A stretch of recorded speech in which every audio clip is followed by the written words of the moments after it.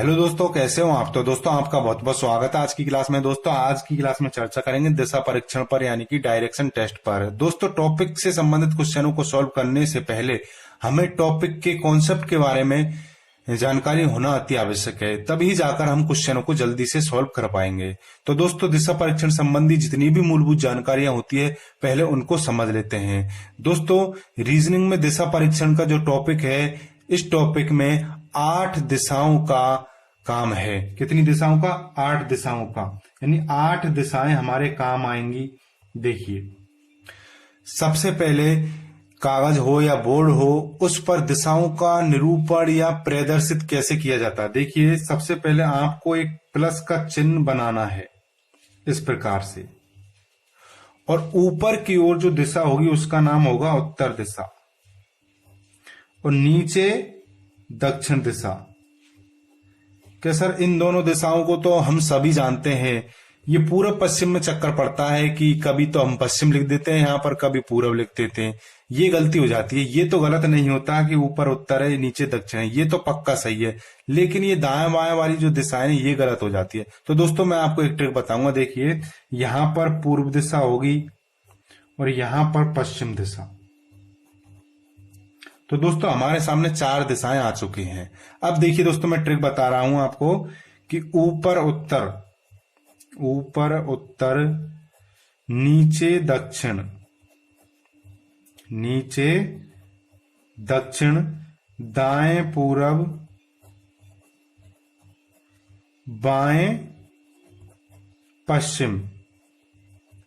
ये ट्रिक आपको याद रखनी है। वैसे तो सभी स्टूडेंट इस चीज को जानते हैं, लेकिन कुछ नए हैं जो रीजनिंग को पहली बार पढ़ रहे हैं। तो देखिए ऊपर उत्तर, नीचे दक्षिण, दाएं पूरब, बाएं पश्चिम, इसको ध्यान रखना है। ठीक है दोस्तों, तो 4 दिशाएं हमारे सामने आ चुकी है, और दिशाएं हैं कितनी? 8। तो 4 दिशाएं और कौन सी होती है? तो 4 दिशाएं होती है उप दिशाएं। ये तो मुख्य दिशाएं हैं, 4 उप दिशाएं होती है। उप दिशा किसे कहा जाता है? 2 नजदीक की मुख्य दिशाओं के बीच की जो दिशा होती है उसे उप दिशा कहा जाता है। इस प्रकार से, यानी उत्तर और पूरब के बीच में जो दिशा होगी वह उत्तर पूर्व उप दिशा होगी। कौन सी? उत्तर पूर्व उप दिशा।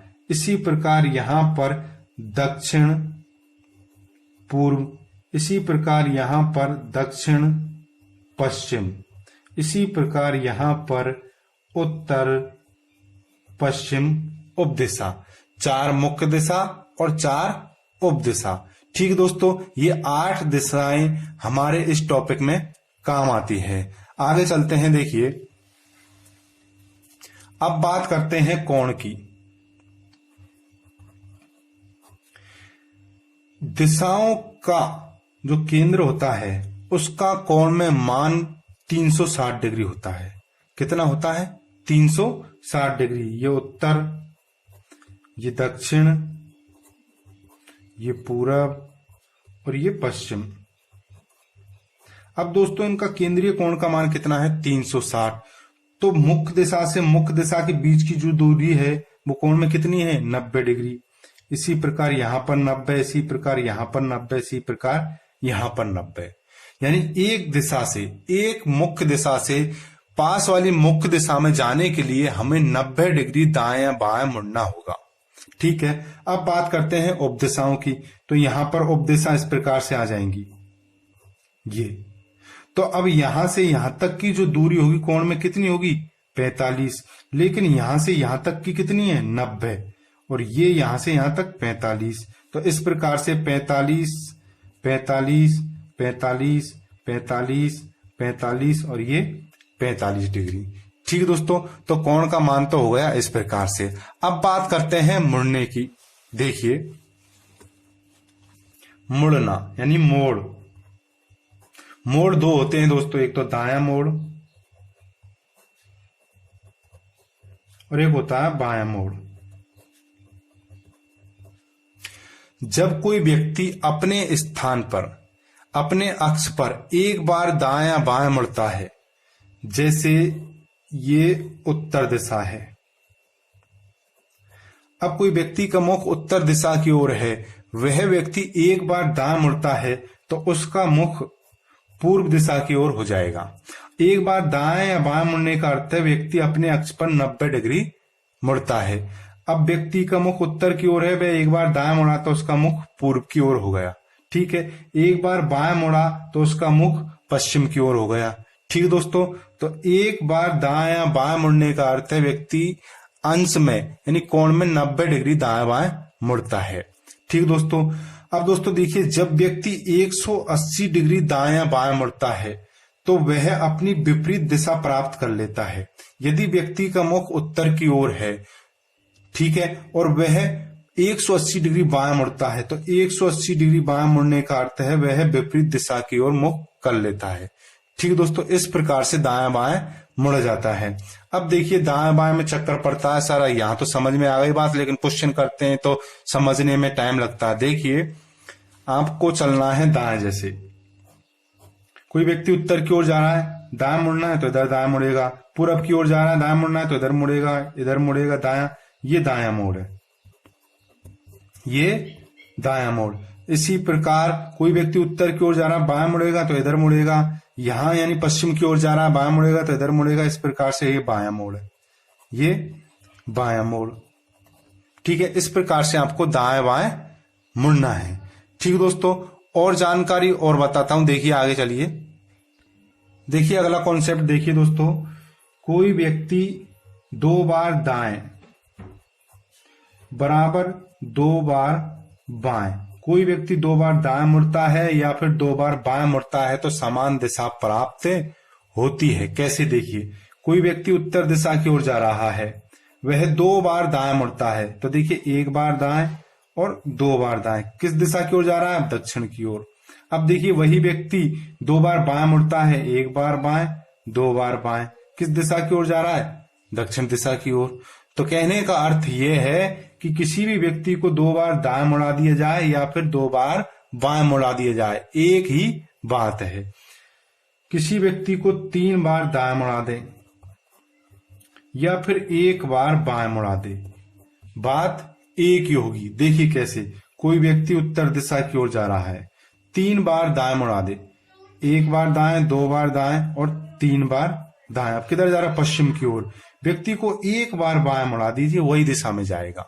ठीक है, 2 दाएं बराबर 2 बाएं, 2 बाएं बराबर 2 दाएं, 3 दाएं बराबर 1 बाएं, या 3 बाएं बराबर 1 दाएं, एक ही बात है। ठीक है दोस्तों, इसी प्रकार 4 दाएं, यानी कोई व्यक्ति को 4 बार दाएं मुड़ाते हैं हम, उस वही बात आती है जब 4 बार बाएं मुड़ा देते हैं और व्यक्ति उसी दिशा में पहुंच जाता है। 4 बार दाएं बाएं मुड़ने का कोई अर्थ नहीं होता। जैसे देखिए, कोई व्यक्ति उत्तर की ओर जा रहा है, 4 बार दाएं मुड़ा दीजिए, 1 2 3 4, उसी दिशा में आ जाता है।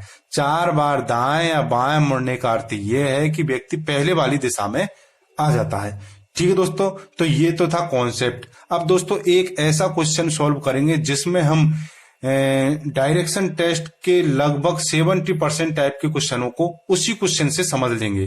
ठीक है दोस्तों, तो दोस्तों ये रहा क्वेश्चन। देखिए, क्वेश्चन बहुत ही शानदार क्वेश्चन है। इस क्वेश्चन से हम सभी टाइप के क्वेश्चनों को सॉल्व कर सकेंगे। देखिए क्वेश्चन है आपके सामने, मोनू अपने घर से 10 किलोमीटर उत्तर की ओर जाता है, फिर वहां से दाएं मुड़कर 4 किलोमीटर जाता है तथा पुनः दाएं मुड़ता है और 7 किलोमीटर चलता है, तो निम्न प्रश्नों के उत्तर दो। दोस्तों प्रश्न मैं आपको बताऊंगा, पहले देखिए प्रश्न का, हम इस प्रश्न का डायग्राम बनाते हैं। देखिए, मोनू अपने घर से 10 किलोमीटर उत्तर की ओर जाता है, यह मोनू का घर हो गया। मान लीजिए मोनू अपने घर से 10 किलोमीटर उत्तर की ओर जाता है, इस प्रकार से ये 10 किलोमीटर। ठीक है, मोनू अपने घर से 10 किलोमीटर उत्तर की ओर जाता है, फिर वहां से दाएं मुड़कर, यहां से दाएं मुड़कर 4 किलोमीटर जाता है, यहां से दाएं मुड़कर 4 किलोमीटर जाता है तथा पुनः दाएं मुड़ता है और 7 किलोमीटर चलता है। पुनः दाएं, अब यहां से दाएं मुड़ता है और 7 किलोमीटर चलता है, इस प्रकार से 7 किलोमीटर चलता है। ठीक है दोस्तों, अब डायग्राम बनकर तैयार है। अब हमसे कुछ भी पूछ लिया जाए। अब देखिए कौन कौन से प्रश्न पूछे गए। पहला प्रश्न देखिए, मैं लिख देता हूं, अंत में मोनू किस दिशा की ओर जा रहा है? अंत में मोनू किस दिशा की ओर जा रहा है? तो अंत में मोनू किस दिशा की ओर जा रहा है? दक्षिण की ओर। दक्षिणी तो है नीचे, ये दक्षिण की ओर जा रहा है। ठीक है दोस्तों, तो इसका आंसर हो जाएगा दक्षिण दिशा की ओर जा रहा है। अगला क्वेश्चन देखिए, मोनू का घर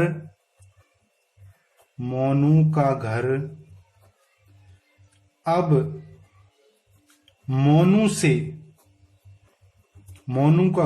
मोनू से किस दिशा में है? किस दिशा में है? मोनू का घर, ये मोनू का घर है। मोनू का घर अब मोनू से, यहां पर मोनू है, मोनू से किस दिशा में है? मोनू का घर अब मोनू से, यानी मोनू से किस दिशा में है? तो दोस्तों इस दिशा में है। अब इस दिशा को क्या बोलते हैं? देखिए इस दिशा क्या बोलते हैं? ये दक्षिण है, ये पश्चिम है, तो दक्षिण पश्चिम। तो मोनू का घर अब मोनू से दक्षिण पश्चिम दिशा में है, तो इसका आंसर क्या होगा? दक्षिण पश्चिम दिशा, सॉरी दक्षिण पश्चिम दिशा। ठीक है दोस्तों, अगला क्वेश्चन देखिए, मोनू अब अपने घर से किस दिशा में है? किस दिशा में है? तो देखिए मोनू अब अपने घर से किस दिशा में है? ये मोनू अपने घर से, जिसके पीछे से लगाओ वहीं से देखनी है। तो यहां से मोनू किस दिशा में है? तो यहां पर देखिए कौन सी दिशा है? ये इस प्रकार से, कौन सी? ये उत्तर है, ये पूर्व है, तो उत्तर पूर्व दिशा में। तो इसका आंसर होगा उत्तर पूर्व दिशा में। ठीक है दोस्तों, इसी क्वेश्चन से हम सभी टाइप के क्वेश्चन को सॉल्व करेंगे। देखिए अब आगे क्वेश्चन पूछ लिया जाए आपसे कि बताइए मोनू ने कुल कितनी दूरी तय की? तो देखिए 10 किलोमीटर तय की, 10 4 ये 14 और 7 ये 21 किलोमीटर। तो इसका आंसर होगा 21 किलोमीटर। मोनू ने कुल 21 किलोमीटर दूरी तय की। अब आपसे पूछ लिया जाए, बताइए मोनू और मोनू के घर की सीधी दूरी कितनी है?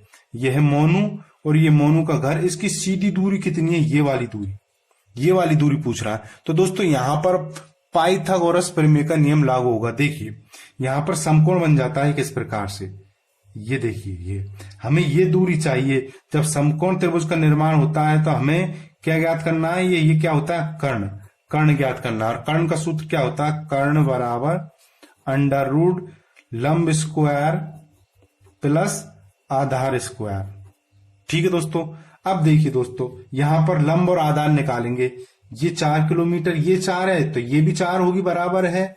अब देखिए यहां से यहां तक 7 है तो ये भी 7 है, लेकिन यहां से यहां तक 10 है तो 7 तो खत्म, कितने बची? 3। तो 3 तो कर्ण हो गया, चाहे लंब हो गया, और 4 ये हो गया। तो देखिए कर्ण बराबर अंडर रूट लंब कुछ भी मान लो, 3 का स्क्वायर कितना हो जाएगा? 9 डायरेक्ट प्लस 16। ठीक है, कर्ण बराबर अंडर रूट ये 25, तो कर्ण का मान कितना आएगा? अंडर रूट हटा देंगे 5, तो कर्ण बराबर 5, यानी सीधी दूरी 5 किलोमीटर है दोस्तों। ठीक है दोस्तों, यदि आपके वीडियो पसंद आई है तो वीडियो को लाइक करें, चैनल को सब्सक्राइब करें। Thanks for watching, good bye.